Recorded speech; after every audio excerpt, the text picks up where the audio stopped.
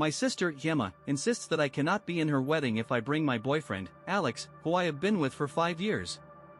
Alex and I met in college 7 years ago and started dating 2 years later. He is incredibly close to my family. He was there for my niece's births, their baptisms, Christmas celebrations, family vacations, and so much more. Our relationship is rock solid, and while we plan to marry one day, we both agreed to wait until we are financially secure and our careers are in the right place. Emma has been with her fiancé, Ryan, for 2 years and engaged for 6 months. She has always been the kind of girl who dreamed about her wedding day since she was little. For her, it was never about who she was marrying, just the act of getting married itself.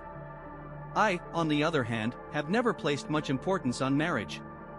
As long as I have a meaningful career and a loving relationship, I am content.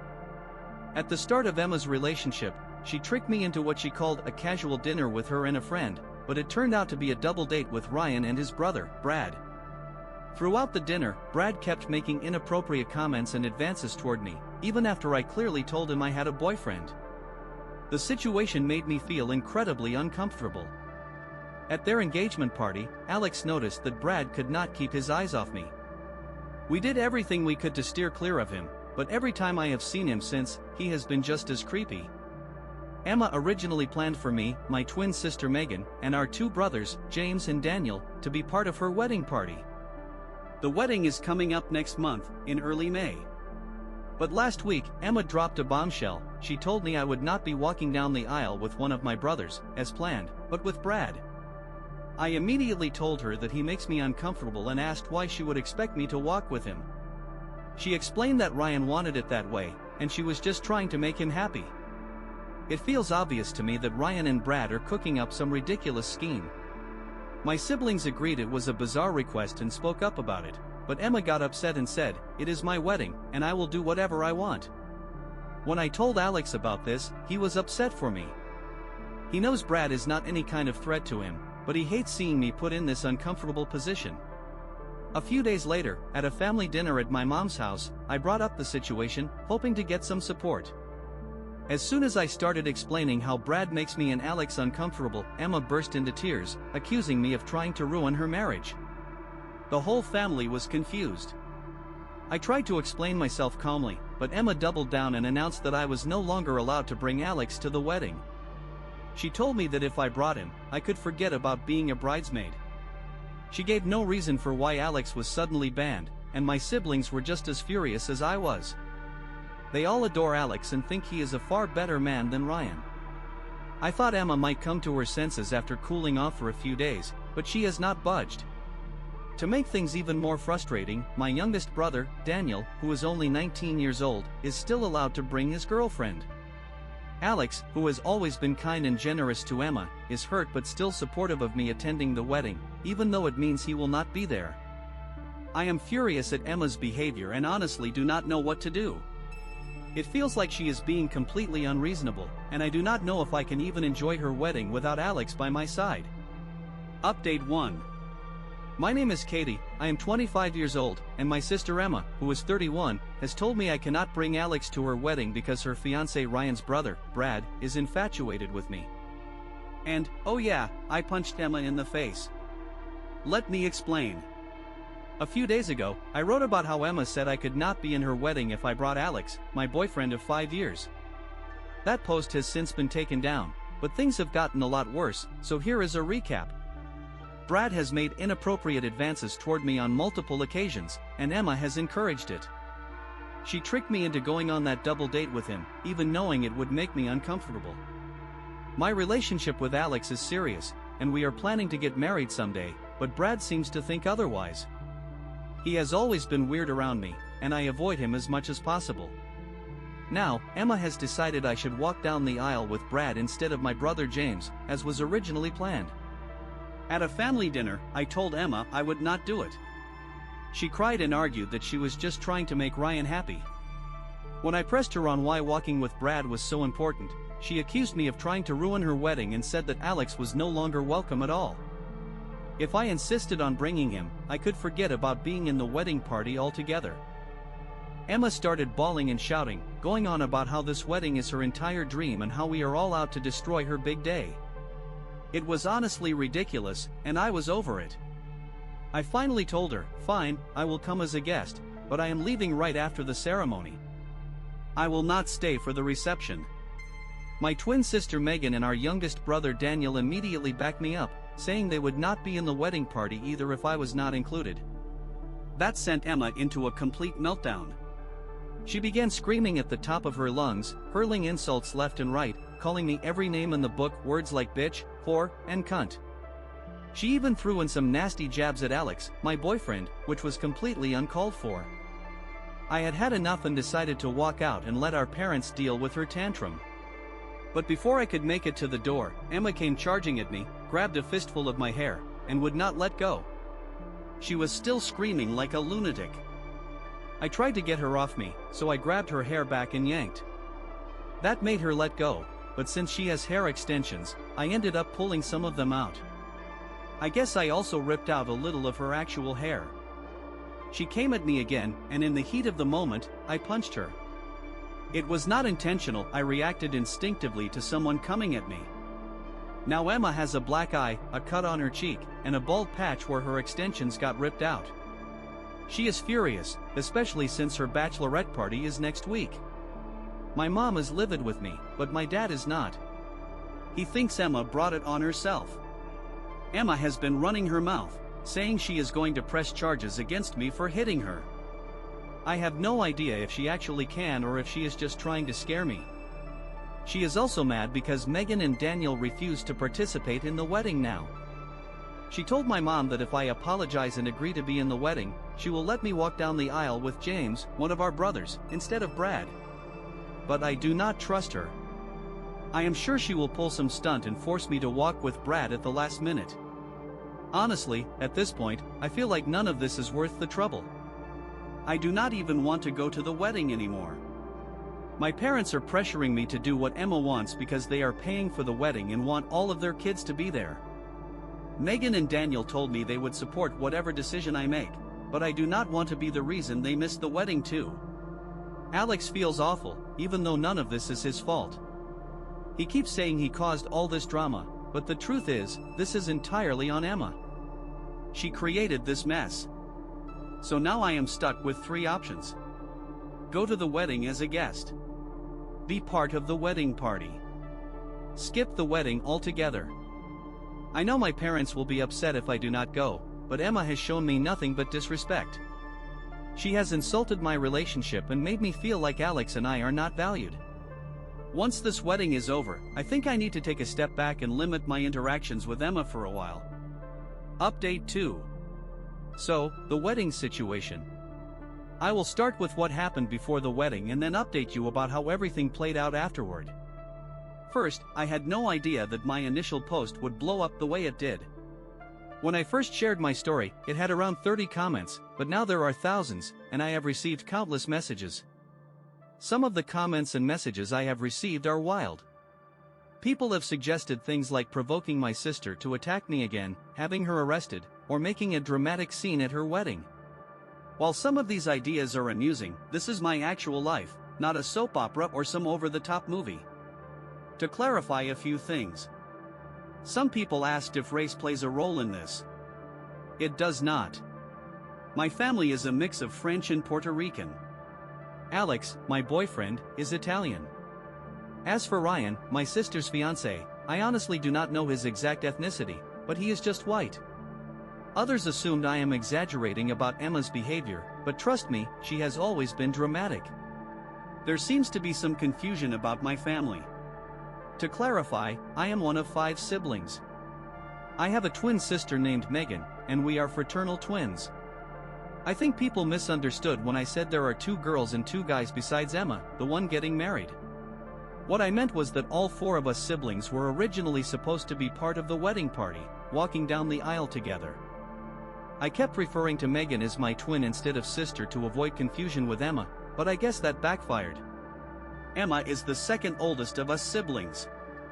To address another question, I do not believe money is a factor in all of this. My family is solidly middle class. The reason Emma's wedding is being paid for by our parents and not mine is that I went to college, and they covered most of my tuition. Emma did not go to college, so they decided to fund her wedding instead. Honestly, I do not even want a big fancy wedding. That is not my style. Some people wondered why my parents do not revoke their financial support for her wedding, given her behavior. The truth is, the wedding has already been paid for, so that is no longer an option. Emma still had a black eye at her bachelorette party, so she changed the venue to somewhere darker and caked on makeup to try to hide it. Meanwhile, Megan, our brothers James and Daniel, Alex, and I decided to go to a club that night instead. We had an amazing time, got dressed up, danced, and just let loose. It was the best distraction we could have asked for. I later heard from one of Emma's friends that she was going around telling everyone she got hit by a car door. Apparently, the truth was too embarrassing for her to admit. Emma has always been a little unhinged. Back in high school, she and Megan used to fight constantly. Every time Emma had a breakup, she would fall apart completely, acting like her world was over. I have seen her spiral like this since she was 12 years old. I had plenty of arguments with my parents over how they excused Emma's outbursts and meltdowns, which ultimately led to me going to college across the country. During that time, I barely spoke to her. When I came back home, Emma had matured a little, and our relationship was decent for a while. But she still has these huge breakdowns over minor things like this wedding. At one point, I decided to confront Brad directly. I sent him a message asking why he and his brother seemed so obsessed with me. He never responded. So, my dad and I decided to confront him in person. When we arrived at Brad's place, he admitted that Emma had been feeding him lies. She told him I was interested in him and that I would leave Alex for him. My dad and I were shocked. At this point, I do not even know who came up with this ridiculous plan, Brad or Emma. My dad was furious. He told Brad to leave me and Alex alone for good. I have suggested therapy to Emma multiple times over the years, but she always refuses. Recently, I even asked my mom if she could convince Emma to go to family therapy with me, but she shot that idea down too. She said she would be willing to have a one-on-one talk with Emma and me instead, but I doubt that will accomplish much. When Emma first started dating Ryan, she brought him to a work New Year's party, and he brought Brad along as well. I happened to be there, too. It was Emma's first relationship where marriage was on the table, and apparently, Brad told her he thought I was very attractive. Instead of brushing it off, Emma immediately jumped to the idea of playing matchmaker. She told Brad that my relationship with Alex was not serious, even though Alex and I had been together for 3 years at that point, and that he had a shot with me because he was just my type. Spoiler alert, he is not. So, Brad has been living under the delusion that Alex is just a placeholder in my life, which could not be further from the truth. It is honestly insane how out of touch both Emma and Brad are. What makes this whole thing even stranger is that Megan is single. She is a beautiful girl with a great personality. Even if we are nothing alike, we look different, have different heights, and act differently. Yet, for some reason, Emma thought Brad should focus on me instead of Megan. Over the years, Emma has made plenty of jealous comments about my relationship with Alex. I think that jealousy might explain why she has been trying to sabotage us. She has told me multiple times that she feels like she will never have what Alex and I share. About a month ago, shortly before Emma gave me her ultimatum, I found out she is pregnant. I think this explains why she is so desperate to make this Brad situation work. She is afraid that if she does not help Brad pursue me, Ryan might leave her. For Emma, being a single mom is scarier than alienating her entire family.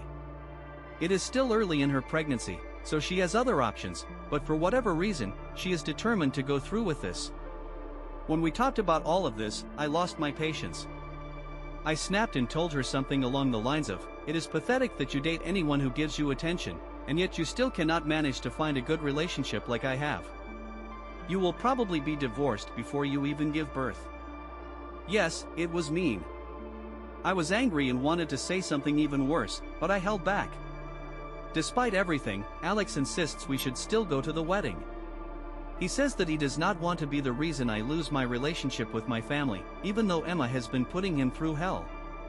Alex does not have a close bond with his siblings, so being part of my family has always meant the world to him. He has loved how welcoming they were to him in the past, and now he just wants me to hold on to that connection with my own family, even though things are messy with Emma. He keeps saying he does not want me to regret cutting ties with them later. Still, I can tell it hurts him deeply that Emma is going to such great lengths to push him out. She is trying to create a wedge between us, and it is beyond unfair to him. I have been doing everything I can to reassure Alex that my parents and siblings adore him, and so do I. He is a part of my life, no matter what Emma says or does. We decided we would attend the ceremony as guests and leave immediately after the I-dos. There is no way we are staying for the reception drama. Megan and my brothers, James and Daniel, are all walking down the aisle together as a trio instead of as individuals. Earlier, we went to a nearby park to take family pictures so our parents would at least have a nice keepsake with all of us together. We actually looked pretty great in the photos, and I know it made my mom happy. James plans to stay for the entire wedding, partly to keep an eye on Brad and maybe even have a few words with him. Megan and Daniel are undecided. They said they would decide in the moment depending on how the vibe felt. Some people have suggested that Alex propose at the wedding as a way to ruin Emma's big day, but that is just not my style. It would not fix anything and would only make the situation worse. Besides, I have never been into public proposals. They feel tacky and insincere to me. Instead, Alex and I have been focusing on enjoying ourselves. We are making the best of this situation and trying not to let Emma's nonsense ruin our peace. Post-wedding update. So, here is how the wedding went down. I wore my bridesmaid dress because I did not want to spend money on a new outfit, and honestly, it is a beautiful dress. I figured I might as well get some use out of it. Alex and I arrived as late as we could to avoid awkward conversations. A few nosy aunts and uncles asked why I was not part of the bridal party, and I simply said, Emma lost her mind. Ask her. Then I moved on. I spent most of the ceremony sitting with my cousins, who already knew the story and fully supported me. They are well aware of Emma's history of acting unreasonably. The ones who found out that Alex's invite had been revoked were outraged, especially since some of their plus ones were barely acquaintances. We sat in the front row, where Emma, Ryan, and Brad could all clearly see us. Alex held my hand the entire time, making sure I felt calm and supported. Seeing him there with me only reinforced how much I love him and how happy I am to have him in my life. The whole experience just confirmed one thing for me: I do not want a big wedding. When Alex and I tie the knot, I would rather have a small gathering or maybe just a party. Nothing like this chaos. At one point during the ceremony, Brad started staring at me again. I immediately leaned over and kissed Alex, making it crystal clear that there is no place for Brad in my life. That seemed to shut him up.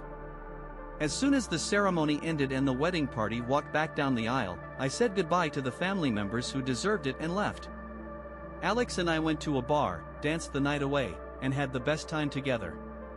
Looking back, I am glad I went to the wedding, if only so I can tell Emma, I told you so, when this marriage inevitably falls apart in 6 months. I also hope Brad saw me kissing Alex and realized, once and for all, that he will never be the man I love. Meanwhile, Megan had a bit too much to drink at the wedding and ended up mouthing off to Emma.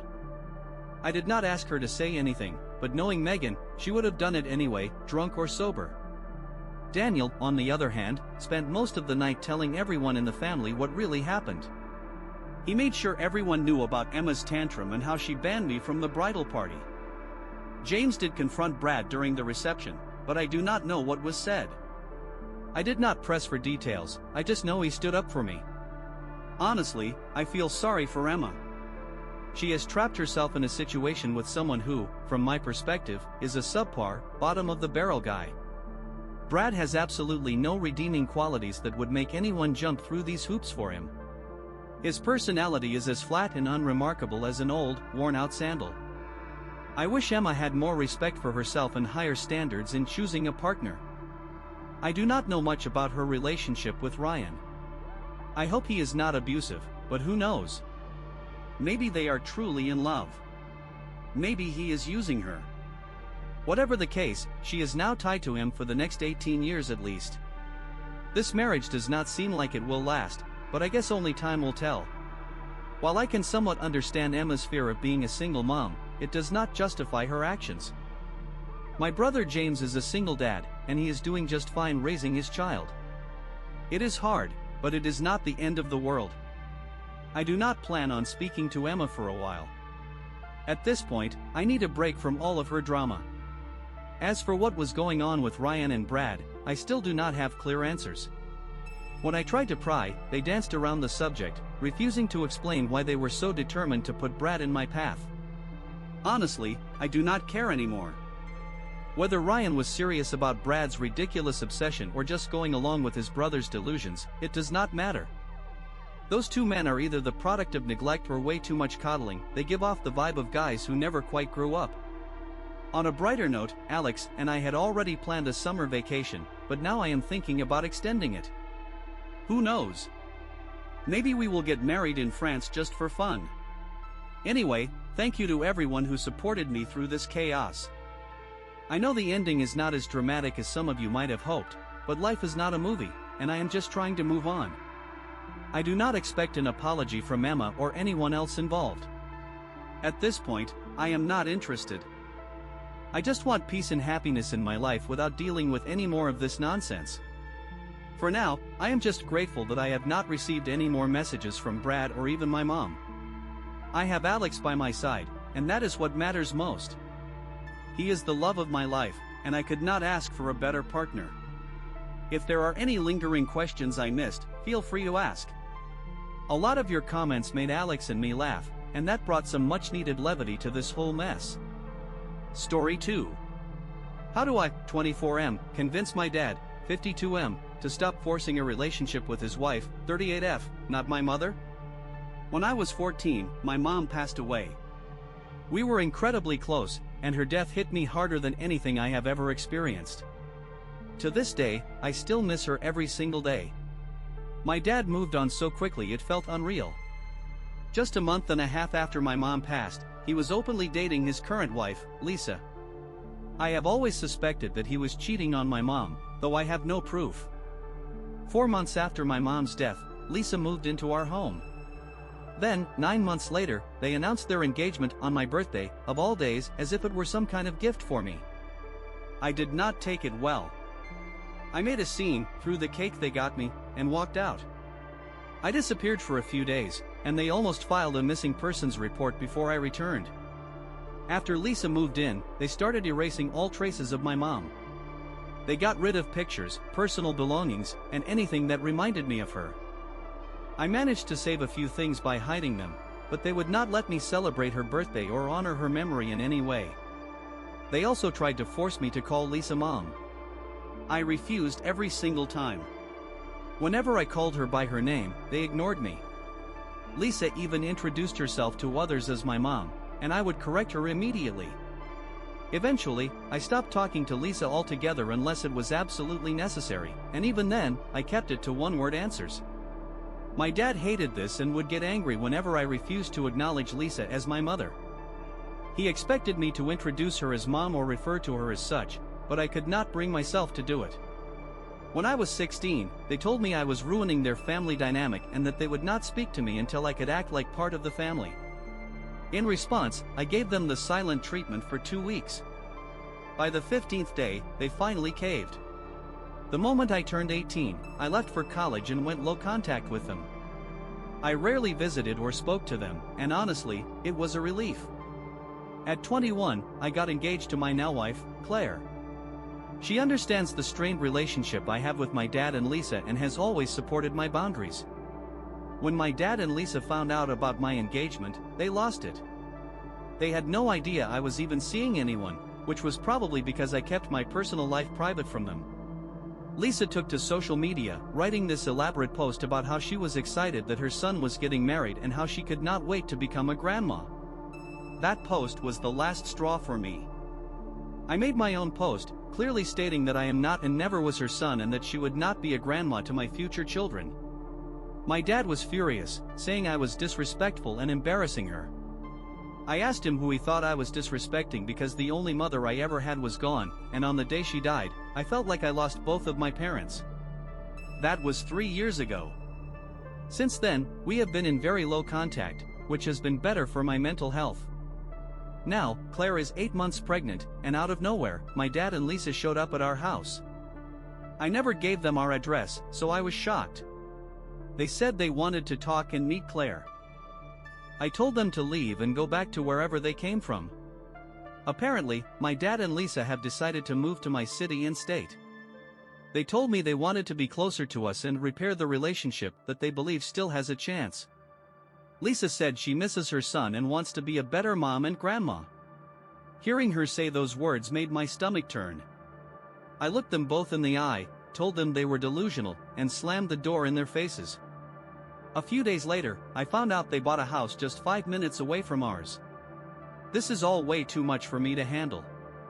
My therapist has been urging me to let them into my life and have a conversation. He thinks I should share my true feelings in a calm and constructive way, but honestly, I cannot do it. I would rather cut all contact. It might be different if they would stop trying to replace my mom and act like she never existed. But they will not let her memory live on, and that is unforgivable to me. The truth is, I do not know Lisa very well. I do not even think I know who my dad is anymore. My wife, Claire, is trying her best to support me emotionally, but this situation has taken a toll on her too. She does not know how to help me navigate it. So, internet strangers, how do I make it clear to them, my dad and Lisa, that she is not, and never will be, my mom? ETA an update. About my therapist, he suggested I try expressing my feelings in a way that is non-hostile and non-threatening. He said I should aim to be constructive but still get my point across. He also encouraged me to learn more about my dad and Lisa to understand their perspective and get to the root of this situation. I am looking for a new therapist because I need someone who aligns more with my goals and boundaries. Long update. Hello, everyone. I wanted to thank you for all the comments and feedback. I read every single one. I apologize for not replying earlier. This post blew up so quickly that it got locked within 24 hours. For those questioning if my story is fake because I was not responding, please understand that I have a life outside of this. Between work and being there for my incredible 8-month pregnant wife, Claire, my priorities are elsewhere. To answer some common questions and provide some updates. Claire, our unborn child, and I are doing well overall. Claire is definitely over being pregnant at this point, and we are counting down the days until our baby arrives in the coming weeks. I found a new therapist. When I called to cancel my remaining appointments with my previous therapist, he did not take it well, so I filed a formal complaint. My new therapist, however, is fantastic. I finally feel like I am being heard and am receiving the help I need. Just to clarify, I am 24 years old. Lisa, my dad's wife, is 38, only 14 years older than me. My dad is 52, which makes him 14 years older than Lisa. When Lisa came into my life, I was 14 years old, and she was 28. There have been some wild theories about my dad being involved in my mom's passing. Let me assure you, that is not the case. However, I strongly suspect he was seeing Lisa before my mom passed. I am investing in a security system for our home. Unfortunately, it will take a few weeks to be installed. In the meantime, we are using a doorbell camera and some budget-friendly security cameras for extra safety. Social media drama. After Lisa made that cringeworthy post about being excited to become a grandma and bragging about my engagement, Claire and I locked down all our social media accounts. We are no longer active on any platforms except for messaging close friends and family or sharing private pictures. We eventually discovered how they were getting information about us. It was my brother-in-law, Mark, my wife's sister's husband. At a recent family dinner where we were supposed to finalize Claire's birthing plan, Mark insisted on being there. It was odd, considering he had no reason to be involved. While waiting for my mother-in-law to arrive, I shared with the group what had been going on with my dad and Lisa. I explained how their behavior has been affecting me and Claire. As I was speaking, Mark looked visibly uncomfortable. I confronted him directly, asking if he had been talking to them. He denied it at first, but my sister-in-law, Sarah, called him out. Mark eventually broke down and admitted that he had been feeding them updates about us. His excuse? We need all the family support we can get, and they deserve to know their grandbaby. This revelation caused a massive argument within the family. My sister-in-law, Sarah, was so furious with her husband, Mark, that she decided to move out and stay with us for the time being. They do not have kids and have had ongoing issues for a while. From what I can tell, this might be the end of their marriage. Regardless, I will never trust Mark again after what he did. After that, Claire and I finalized our birthing plan the next day. We made sure it was secure, without any input or interference from Mark. We also added contingency plans in case anything crazy happens, because you can never be too careful. Everyone who actually needs to know the plan now has the details. Legal and protection steps. Unfortunately, getting a protection order where I live is surprisingly difficult. The laws here heavily rely on evidence of physical violence or direct threats. Technically, what my dad and Lisa have done is not considered illegal yet. Since they left when asked and have not made any overt threats, they are viewed as no real danger by the system.